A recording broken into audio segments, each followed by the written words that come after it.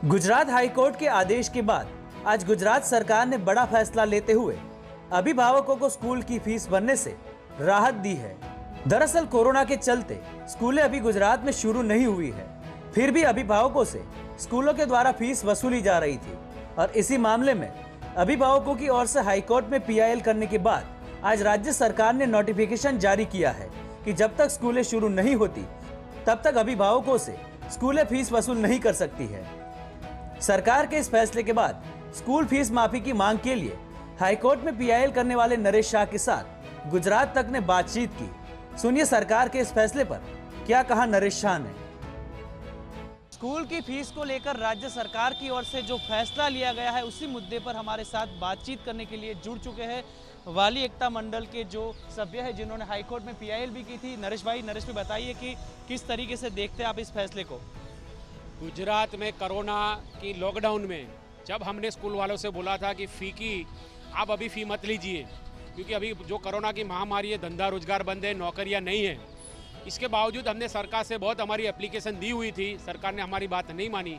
All Gujarat parent association ने एक application high court में सबमिट किया हुआ था, उसको पीआईएल की हुई थी।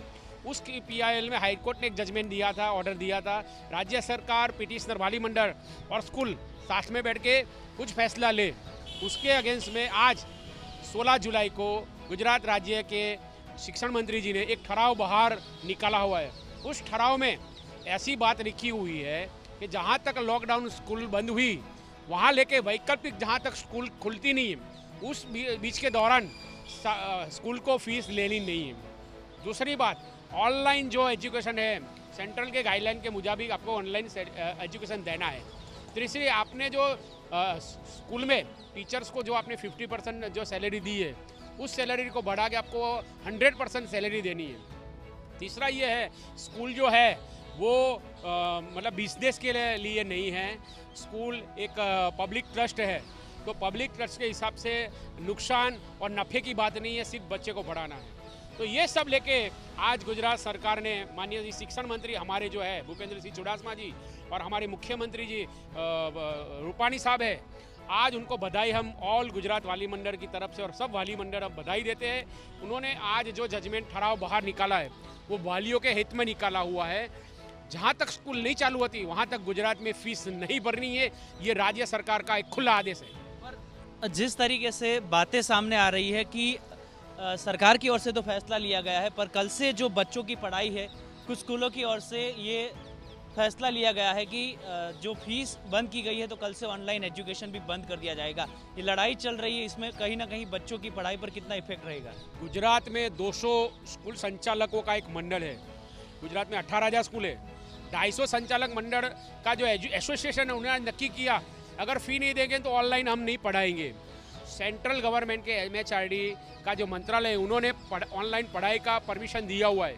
अब जो इनके बावजूद अगेंस्ट में ये लोग ऑनलाइन बंद करते हैं तो सेंट्रल की गवर्नमेंट को जो पगला भरना है वो पगला भर सकते हैं। खास तौर पे जो इसके पहले भी बच्चों ने फीस भर दी थी, हमने देखा था कि कई जगह पर जो ऑनलाइन एजुकेशन भी शुरू हुआ स्कूल की ओर से बच्चों की फीस जो है ले ली गई थी, उसके ऊपर क्या फैसला लिया गया है? बहुत अच्छा फैसला लिया गया है उसके ऊपर, और ये ठराव में बहुत फीस वापस मिलेगी या नहीं मिलेगी? वही बता रहा हूँ, बहुत अच्छा फैसला लिया है। और ये ठराव में लिखा है कि अगर आपने फ़ीस पहले कलेक्ट कर ली है तो आपको ये फ़ी एडजस्ट करनी पड़ेगी। बहुत क्लियरली मेंशन किया हुआ है उनका जो ऑर्डिनेंस बाहर निकाला है उसके अंदर। तो ये एक बहुत ही इम्पोर्टेंट फैसला है जो गुजरात सरकार ने लिया है और उसको हम बहुत बहुत अभिवादन देते हैं। और ऐसा अगर फैसला 3 महीने पहले ले लिया होता तो शायद ये नौबत नहीं आती और पेरेंट्स को हाईकोर्ट तक नहीं जाना पड़ता। लेकिन जो आज फैसला लिया है वो बहुत बढ़िया है। आपने बोला कि सरकार ने फैसला लिया है, पर आपको उन्हें मजबूर भी करना पड़ा, आंदोलन भी करना पड़ा, आप लोगों ने पीआईएल भी की, इसके बाद ये फैसला लिया गया है। कहीं ना कहीं इसका मतलब ये है कि जो वाली एकता मंडल के बैनर तले जो आंदोलन हो रहा था वो अब खत्म हो चुका है? नहीं, ऑल गुजरात वाली मंडल का जो पूरे गुजरात का हमारा आंदोलन अभी जारी है, क्योंकि हम लोगों ने जो पिटीशन किया है पीआईएल गुजरात हाईकोर्ट में, हमारा यही पिटीशन है कि जो 50% जो हमारी ट्यूशन फी है उसको माफ़ किया जाए। जब तक हमारी अभी पीआईएल चालू है, नामदार हाईकोर्ट जब तक हमको फ़ी में रिलेक्शन नहीं देती वहाँ तक हमारा आंदोलन चालू रहेगा। और गुजरात सरकार की भी हमारी दरगुजार है, उन हाईकोर्ट के पिटिशनर में आप भी हमको सहयोग दें। आप कुछ बताना चाहते हैं, क्या बता? और एक दूसरी चीज़ हम ये बताना चाहते हैं कि विद्यार्थी विद्या सुरक्षा समिति और ऑल गुजरात वाली मंडल ने एफआरसी जो यहाँ पर स्टेट का एक्ट बना है उसके अंदर सुप्रीम कोर्ट में पिटीशन की है।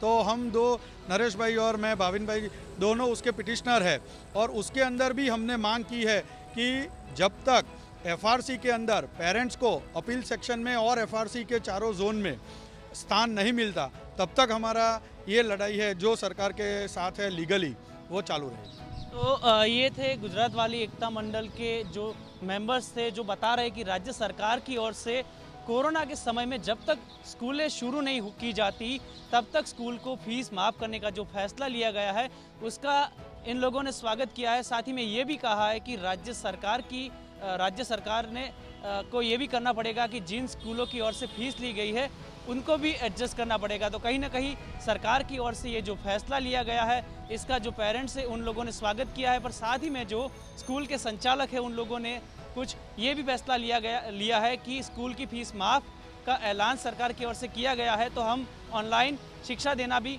बंद करेंगे। तो कहीं ना कहीं जो पहले जो लड़ाई थी वो पेरेंट्स और सरकार के बीच थी, पर सरकार के इस फैसले के बाद कहीं ना कहीं स्कूल के जो संचालक है और सरकार भी आमने सामने आ चुकी है। गौतम जोशी, गुजरात तक, अहमदाबाद।